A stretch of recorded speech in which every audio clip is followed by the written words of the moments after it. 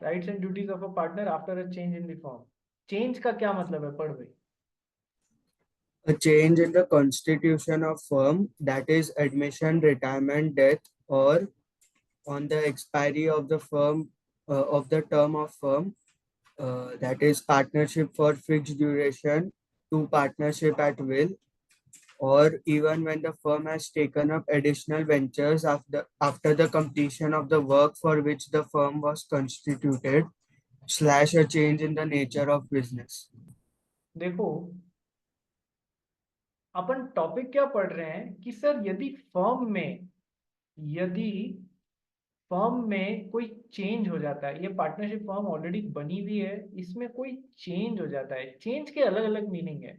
Change का पहला meaning है कि सर कोई एक पार्टनर रिटायर हो गया या उसकी डेथ हो गई वगैरह वगैरह, या फिर कोई नया पार्टनर को एडमिट कर लिया गया, कोई नया अंदर आ गया, पुराने की डेथ हो गई, ठीक है, एक रिटायर हो गया, ये सब क्या हो रहा है सर, चेंज इन फर्म हो रहे हैं। ठीक है, चेंज का पहला मतलब।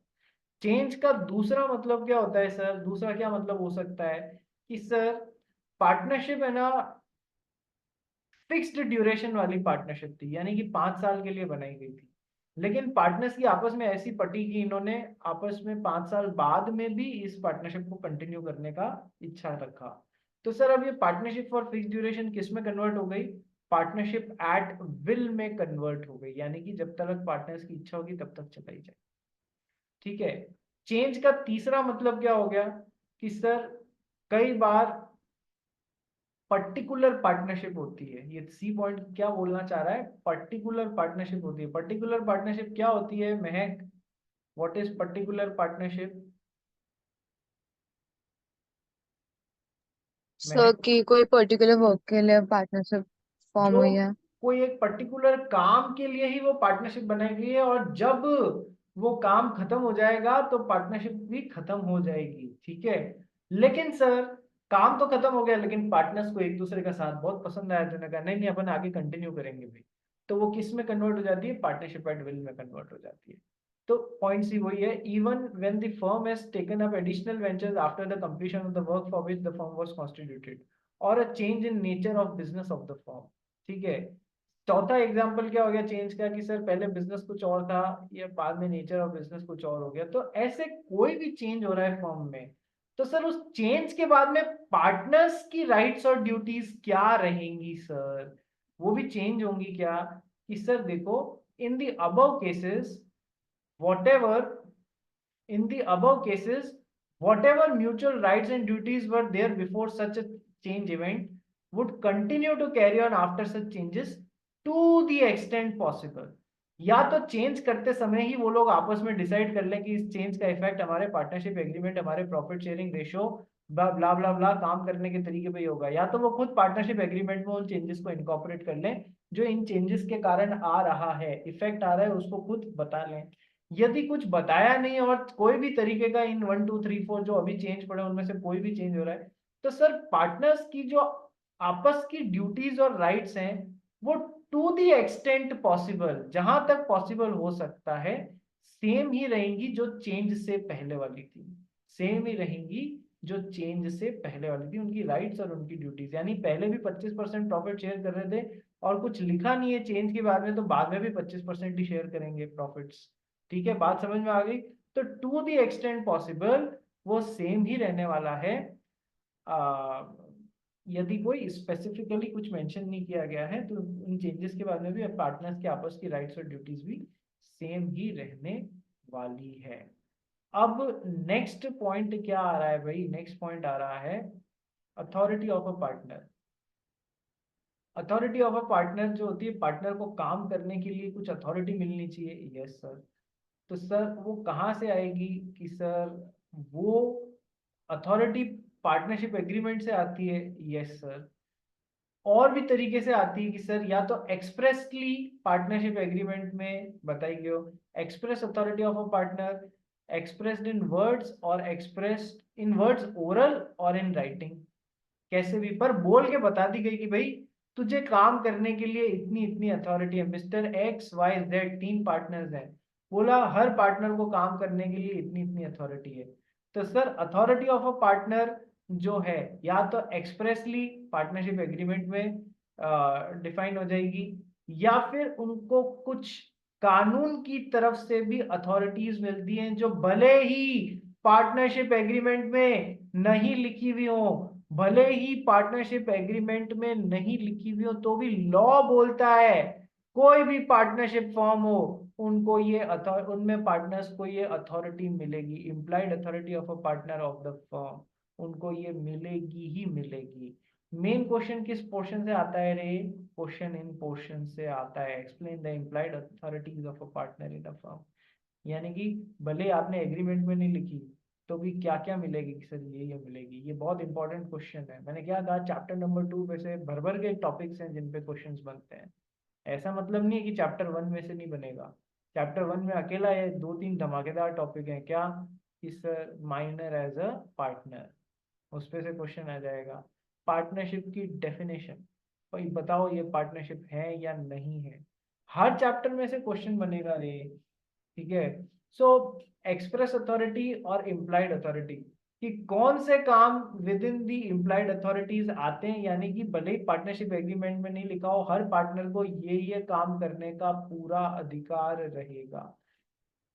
सर ये काम इम्प्लाइड अथॉरिटी के अंडर नहीं आते हैं, कि आप ये नहीं बोल सकते कि इम्प्लाइड अथॉरिटी के कारण मैं ये काम भी कर लूंगा, नहीं, ये सारी चीजें इम्प्लाइड अथॉरिटी में नहीं आते हैं। Meet what is an implied contract?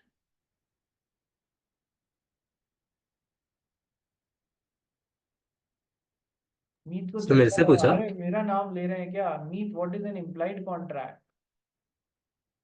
Oral contract.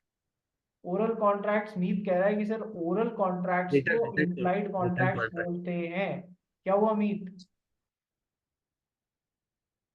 Sorry sir, sorry, थोड़ा ब्लैंक हो गया था, सॉरी। हाँ, तो ब्लैंकनेस हटा के वापस जवाब दे दे, what is an implied contract? Written contract I guess. है रिटर्न कॉन्ट्रैक्ट, हाँ। Written contract. अच्छा, पहले ओरल बोल दिया, अब रिटन बोल दिया। सर तीसरी कोई चीज बची हो तो वो भी बोल दे।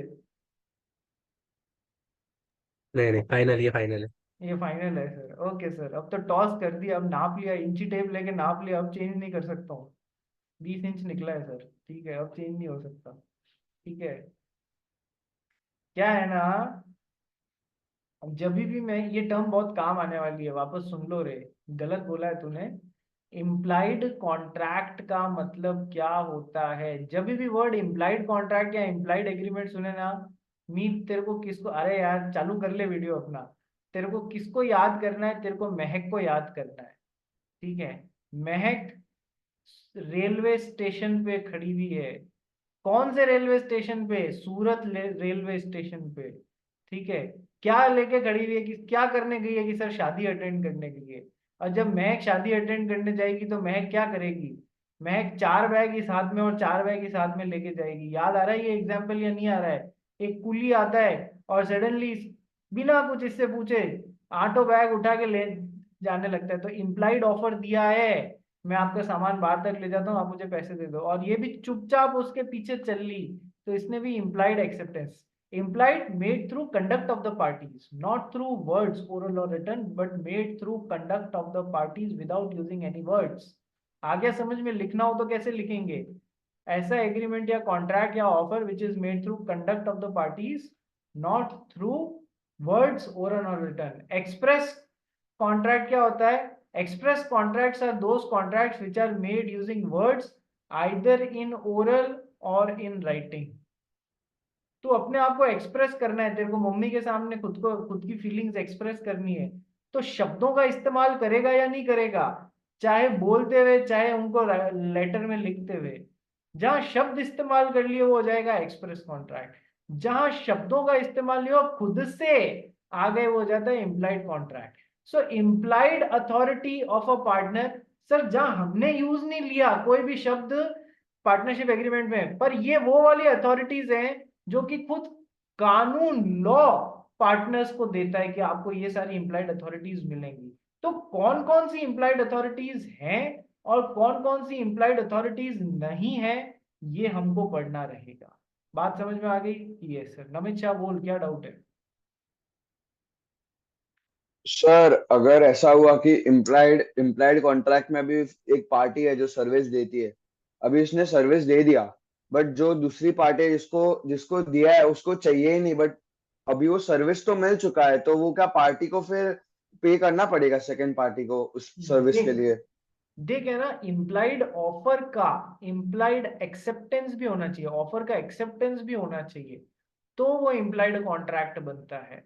भी उसको चाहिए ही नहीं तो उसने इम्प्लाइड एक्सेप्टेंस थोड़ी ना दी है। यदि महक उस कुली सर के, बट एक्सेप्टेंस भी तो वर्ड बाय वर्ड ही होएगा ना, फिर तो सुन ले, वर्ड्स के थ्रू ही होता है ना। अरे कोई जरूरी नहीं है, मैं यही तो बता रहा हूँ। कुली ने इम्प्लाइड ऑफर दिया महक को, सामान उठा के बाहर ले जाने लग गया। ये महक के पास में दो ऑप्शन थे, इसको रोकती और बोलती नहीं भैया, ना ना ना, मेरा माल कहाँ ले जा रहे हो, मेरा सूटकेस कहाँ ले जा रहे हो। और दूसरा क्या था, इस ये चुपचाप उसके पीछे चल दी। यानी उसने उस इम्प्लाइड ऑफर के लिए अपनी इम्प्लाइड एक्सेप्टेंस दे दी विदाउट यूजिंग एनी वर्ड्स। आया समझ में? जरूरी नहीं है एक्सेप्टेंस हर बार वर्ड सही हो। Okay sir. ठीक है, चलो कंसेप्ट क्लियर रखो भाई, बहुत जरूरी बात है। तो सर, इम्प्लाइड अथॉरिटी पे क्वेश्चन बनता है। अथॉरिटी दो तरीके से, या तो एक्सप्रेस अथॉरिटी या इम्प्लाइड अथॉरिटी। एक्सप्रेस अथॉरिटी जो कि पार्टनर्स ने अपने एग्रीमेंट में मेंशन कर दी हो, ठीक है, इन यूजिंग वर्ड्स, ठीक है सर। और इम्प्लाइड अथॉरिटी क्या सर, जो पार्टनर्स ने एग्रीमेंट में नहीं लिखी है लेकिन पार्टनरशिप एक्ट उनको देता है। तो कौन कौन सी इम्प्लाइड अथॉरिटी, पहली बात होती क्या है, नंबर टू, कौन कौन सी चीजें पार्टनरशिप एक्ट ने बोली हुई है कि आपकी इम्प्लॉयड अथॉरिटी में आएंगी भले ही आपने पार्टनरशिप एग्रीमेंट में नहीं लिखा हो। और कौन कौन सी चीजों को इम्प्लॉयड अथॉरिटी में मानने की गलती मत करना है, ये सब इम्प्लॉयड अथॉरिटीज में नहीं आता है। ठीक है, कई बार extension and restriction of partners employed authority, ये चौथी चीज है, जब करेंगे कल तब बताऊंगा। ठीक है, तो ये चार पांच चीजें जब अपन करेंगे ना, इनमें से एक क्वेश्चन आना आ जाता है बहुत बार, मतलब बहुत फ्रिक्वेंटली आ जाता है, ये समझ लो। तो कल इसको अपन करते हैं, अथॉरिटी ऑफ अ पार्टनर में चालू करते हैं। ठीक है भाई, आज के लिए इतना बहुत है।